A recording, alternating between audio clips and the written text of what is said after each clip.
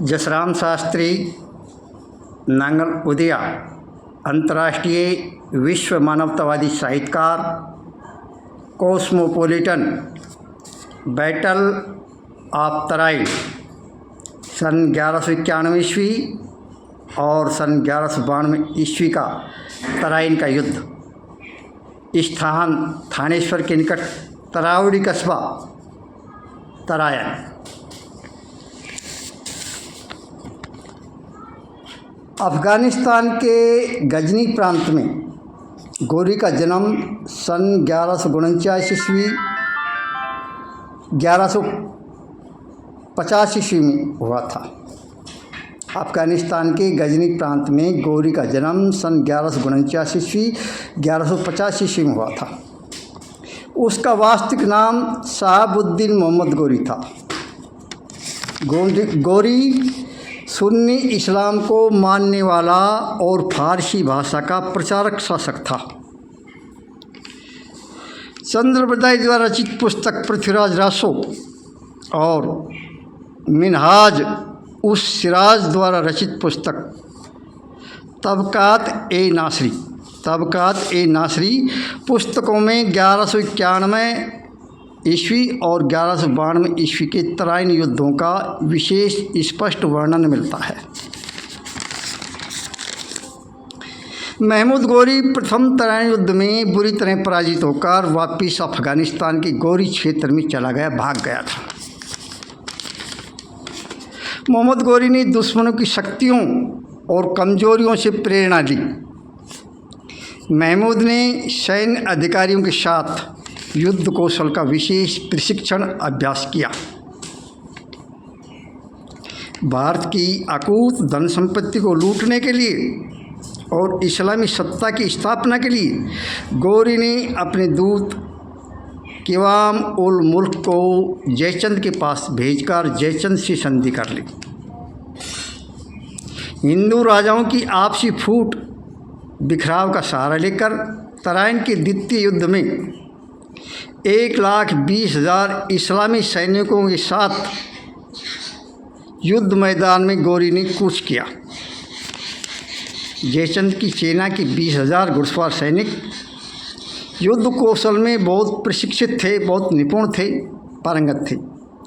उनका सहयोग पाकर मोहम्मद गोरी ने सहमात की राजनीति को अंजाम दिया।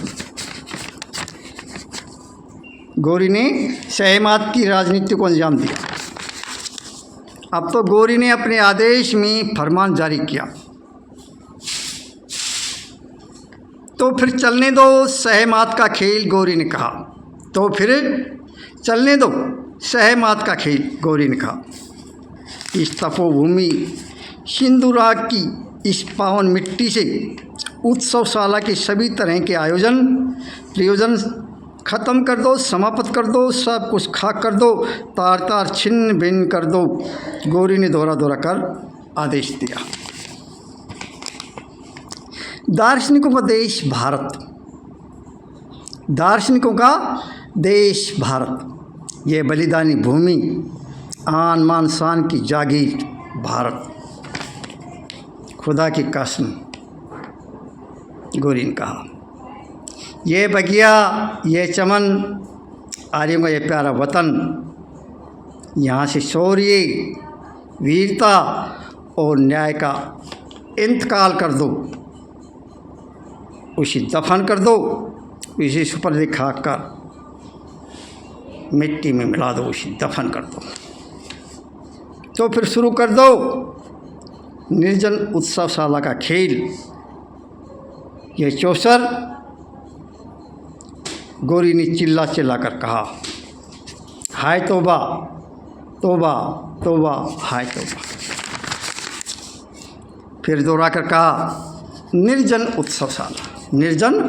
उत्सवशाला, गोरी ने कहा। सत्य के सुलभ दर्शन न हूँ, सब कहीं शोर गुल, चीख पुकार, महोच्चार की भाषा। सुख को दुख में, प्रसन्नता को कष्ट में, प्रकाश को अंधाधुंध अंधेरे में बदलकर हालात को हलाल कर दो। इस तरह की व्यूहरचना कर युद्ध कौशल का परिचय दो, गौरी ने फिर जोर देकर कहा। गौरी अब तो पागलों जैसी प्रतिक्रिया दे रहा था। ये आलम, ये संसार, ये जगत मुसाफिर खाना है, यूँ कहूँ कि पागल खाना है। लेकिन क्या मैं पागल तो नहीं हो गया? मैं क्या पागल तो नहीं हूँ? नहीं नहीं, ऐसा मुझे कुछ नहीं हुआ, वह कहने लगा। हाँ, मैं पागल नहीं हूँ, गौरी ने स्वयं से कहा। मैं गाफिल नहीं हूँ। मोहम्मद गौरी की कायर आँखें प्राण भिक्षा मांग रही थी। महमूद गौरी की कायर आँखें प्राण भिक्षा मांग रही थी। मैं गाफिल नहीं हूँ। चौहान के साथ में मैंने को युद्ध हारा हूँ। मैं युद्ध हारा हूँ, हिम्मत नहीं हारा। मैं युद्ध हारा हूँ, हिम्मत नहीं हारा। हाँ, मैं हिम्मत नहीं हारा, गौरी ने कहा। गौरी की बेतहाशा बढ़ती जा रही थी। तराइन के द्वितीय युद्ध के लिए पृथ्वीराज चौहान पूर्णतः तैयार नहीं था। चौहान युद्ध में पीठ दिखाना भी नहीं चाहता था, वह युद्ध से भागना भी नहीं चाहता था। वह तो विवश था युद्ध करने के लिए, युद्ध के लिए बाध्य था। उसके पास न तो ऑर्डिनेंस, अस्त्रों शस्त्रों का कोई जमावड़ा था, जखेरा था, और युद्ध के लिए नहीं पर्याप्त सेना सैन्य शक्ति थी। उसके पास ऐसा कुछ भी नहीं था। अब तो रात्रि का दूसरा पहर समाप्त हो चुका था। पृथ्वीराज को निद्रा में सपने आने लगे थे। उसी माता वसुंधरा, पृथ्वीराज को माता वसुंधरा पिशाचिनी के रूप में दिखाई दे रही थी। पृथ्वीराज ने पिशाचिनी के लाल लाल रक्त नेत्र देखे। माता की प्रचंड तृष्णा बढ़ती जा रही थी। पृथ्वीराज ने पिशाचिनी की लाल लाल रक्त नेत्र देखे। माता की प्रचंड तृष्णा बढ़ती जा रही थी। मुझे खून दो, मुझे खून, हाँ खून चाहिए, मैं प्यासी हूँ, मेरी प्यास बुझाओ। उसके खुले कुंतल रक्त से सने हुए थे। मुझे राजबलि चाहिए चौहान, हाँ राजबलि चाहिए मुझे, हाँ राजबलि। अब मैं कुछ नहीं, सिर्फ चौहान का रक्त चाहती हूँ, चौहान का बलिदान चाहती हूँ, माता वसुंधरा ने कहा। इंसानी स्वाभिमान के लिए, धर्म परायणता और राष्ट्र रक्षा के लिए माता मैं अवश्य राजबलि देने युद्ध भूमि में अपनी उपस्थिति अंकित करूंगा, चौहान ने कहा। मैं अपने पुरखों का एक इतिहास, एक रिकॉर्ड, मेरिट का रिकॉर्ड अवश्य दर्ज करूंगा, पृथ्वीराज चौहान ने कहा। मेरा तो जीवन ही अब युद्ध का पर्याय हो गया है, मेरा तो जीवन ही अब युद्ध का पर्याय हो गया। लगता है तिमिर के तूफानी झोंके, प्रचंड तिमिर का आना शुरू हो गया है। क्या सत्य पराजित हो सकता है? क्या सत्य पराजित हो सकता है? क्या प्रकाश सदा सदा के लिए लुप्त हो सकता है? चौहान ने चंद्रबरदाई से कहा। क्या हमारी भविष्य की तस्वीर सुरक्षित रह सकेगी? आने वाली पीढ़ियाँ प्रकृति की भव्यता, सुंदरता को स्थापित कर सकेंगी? क्या आगे आने वाली पीढ़ियाँ प्रकृति की भव्यता, सुंदरता को स्थापित कर सकेंगी?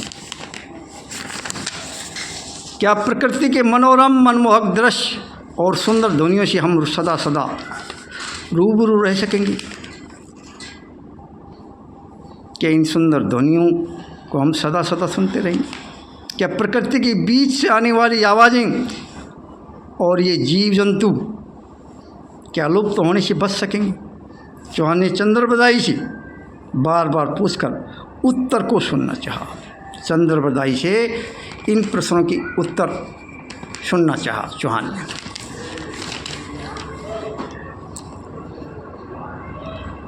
मेरे दिल में जख्म है, मेरे दिल में जख्म है, गहरे जख्म, दर्द है, देश का दर्द। सोजे वतन। चंद्र बदाई ने कहा, मेरे दिल में जख्म है, गहरे जख्म, दर्द है, देश का दर्द। सोजे वतन, चंद्र बदाई ने कहा, मुझे आशंका है इन हवाओं में, इन फिजाओं से सत्य के दर्शन नहीं हो सकेंगे। मुझे आशंका है इन हवाओं में, इन फिजाओं से सत्य के दर्शन नहीं हो सकेंगे। भारतवर्ष की ये आबो हवा, ये मिट्टी, इसकी शुद्धता, पवित्रता शायद बची नहीं रह सकेगी। चंद्र बदाई ने ना कहकर अस्वीकार किया, ना में उत्तर दिया। शायद इबारत अब और आबाद नहीं बच सकेगी, चंद्र बदाई ने कहा, उत्तर दिया चंद्र बदाई। अब हमें हर गम के लिए, ज़िंदगी की जिद्दोजहद के लिए जंग लड़नी होगी। हमें युद्ध करना होगा अपने ज़मीरों के लिए, मादरी वतन की रक्षा के लिए।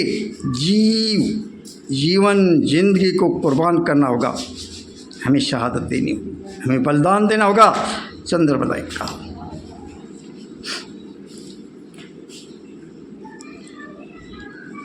राजपूतों की न तो कभी विस्तारवादी नीतियाँ थी और न ही कभी किसी पर आक्रमण किया था। राजपूत अजय, अभय, वीर, संग्रामिक होता है। राजपूत का जन्म संग्राम के लिए, युद्ध, धर्म युद्ध के लिए होता है। वह युद्ध भूमि में स्वर्ण योधी कहा जाता है। वह युद्ध भूमि में स्वर्ण योधी कहा जाता है। वह जीतकर विजयश्री को प्राप्त करता है या फिर मरकर वीर गति को। अब तो चौहान ने अपने सेनापति खांडे राव को बुलाया। पृथ्वीराज चौहान ने अपने प्रधान सेनापति खांडे राव को बुलाया।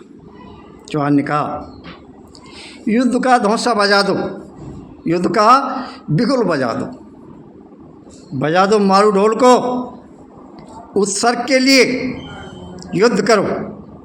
चौहान ने आदेश दिया। जमानत तुम्हारी बलिदान शहादत को नमन करेगा, चौहान ने फिर कहा। बिखरे राजपूतों को एक संघ का नाम दिया गया। राजपूत लोग बिखरे हुए थे, अनेक भागों में बटे हुए थे। बिखरे राजपूतों को एक संघ का नाम दिया। वह संघ था वीर आर्य अजय अभय सिंह द्वार संघ। वीर आर्य अजय अभय सिंह द्वार संघ। अब तो जयचंद ने अपनी पूरी ताकत के साथ गौरी के पक्ष में पृथ्वीराज का विरोध किया। जयचंद की बहुत ही प्रशिक्षित सेना अश्वारोहिणी 20,000 सैनिकों के साथ युद्ध भूमि तराइन के मध्य भाग में बीच में आकर डटी। युद्ध भूमि तराइन के मध्य भाग में आ डटी।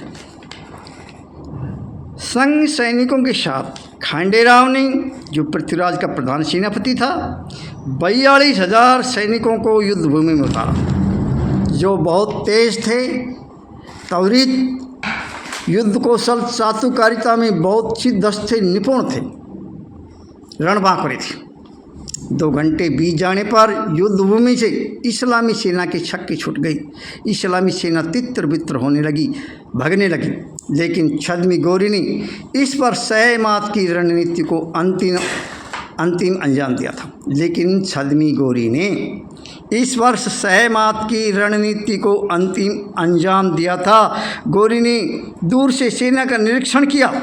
उसने जगह जगह पर बिखरे रुंड देखे। इंसान हैवान था, खून का प्यासा था, एक दूसरे पर टूट रहा था, एक दूसरे के खून का प्यासा। गौरी ने निर्दयता चीख पुकार की दृश्य देखे। हर जगह ध्वंस विध्वंस का नंगा नाश, बेघर दफन होती जिंदगी थी। गौरी ने 1,40,000 सैनिकों को 6 भाग में बांटकर युद्ध किया था। 6 भागों में गौरी ने अपनी सेना को बांटा था। 40,000 सैनिकों को 4 मील दूर सुरक्षित युद्ध रहित क्षेत्र में ठहराया गया था। 2 घंटे पश्चात गौरी ने आदेश दिया, अब सही वक्त है, छुप रहे सैनिकों पूरी ताकत जज्बे जुनून के साथ युद्ध भूमि में उतर आओ, हिंदू सेना पर टूट पड़ो, इनके रोंडो मोंडो बिखेर दो। इन छुपे सैनिकों ने संभावित पराजय को युद्ध भूमि से विजय के आशीर्वाद में बदल दिया। गौरी की जीत हो चुकी थी। राजपूत जख्मी होकर युद्ध भूमि पर अंतिम सांसें गिन रहे थे।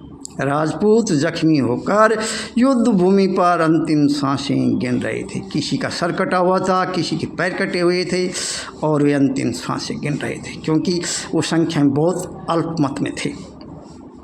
राजपूत शौर्य से युद्ध नहीं हारे, वे एक विशाल सेना के मुकाबले संख्या में अल्पमत की सेना में समाहित थे। उनके पास एक अल्पमत की सेना थी, बहुसंख्यक सेना नहीं थी।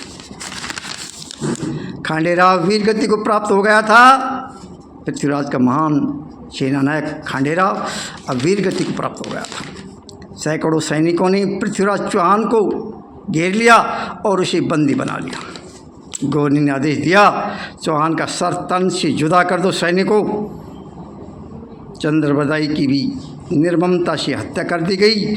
गौरी ने कहा, मैंने जो द्वार खटखटाया था, अब उस द्वार को खोलकर हमने उस द्वार को तोड़ दिया है। हमने चौहान को धूल चटाकर उसकी हत्या कर दी है। गौरी ने फिर कहा। सन 1286 में नमाज पढ़ते समय खोखर जाति के लोगों ने गौरी की निर्ममता से पीट कर हत्या कर दी थी। सन 1286 में जब वह नमाज अदा कर रहा था। युद्ध के परिणाम। भारत में इस्लामिक सत्ता की स्थापना हो गई थी। गौरी ने जयचंद की भी हत्या करवा दी थी। भारत में गुलाम वंश की स्थापना कुतुबुद्दीन ऐबक के द्वारा की गई। जयचंद देशद्रोही गद्दार साबित हुआ। मेरे अपने शब्दों में, राजपूतों में फूट बिखराव था। जयचंद पृथ्वीराज से शत्रुता रखता था। यदि वह देशद्रोही गद्दार साबित नहीं होता तो इस्लामी सत्ता भारत पर शासन नहीं कर सकती थी। गौरी 1400 ऊँटों के काफिले के साथ भारत की अकूत धन संपत्ति गौरी अफ़गानिस्तान ले गया, जिसमें सोना, चांदी, हीरे जवाहरात थे। बहुत सारा धन वह लूटकर अफ़गानिस्तान गौर प्रांत में ले गया। जसराम शास्त्री नांगल उदिया, आप लोगों का बार बार अभिनंदन, बार बार धन्यवाद। Thank you very much. जय हिंद।